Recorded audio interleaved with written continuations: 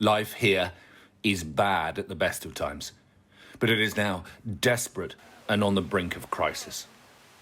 As many as 3 million refugees are surviving in these conditions.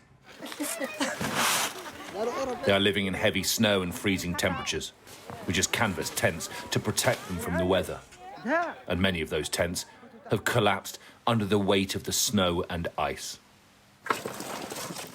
They're forced to burn anything they can to stay warm and cook hot food. Dry wood, if they can find it, but often they have no choice but to burn plastic, which sends toxic fumes into the tent and makes children in particular very sick. It is a fight against the elements, and a fight that they are losing. All the floor has water. Look, at night it is too cold. The water comes from here. The cold was too much for Mohammed's baby daughter one night. He shows our team a photo of her on his phone. He tells us he woke up in the morning to find her as stiff as wood.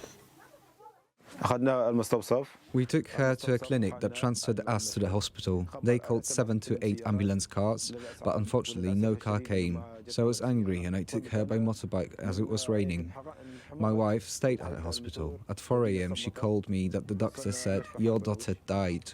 In the morning I went there, I took her and brought her by motorbike.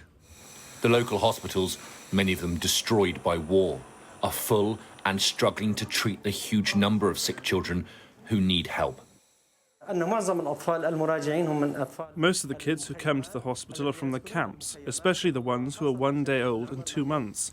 They come in a state of suffocation or semi-suffocation caused by bronchitis, in addition to the use of waste or plastic materials for heating tents.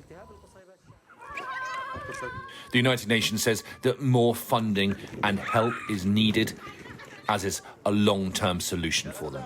We need much more funding, but we also need better access and more political will to help provide safer and more dignified temporary accommodation for these people. I say temporary because in the longer term, what is really needed is a political solution and for peace and stability in the region. That's what people want.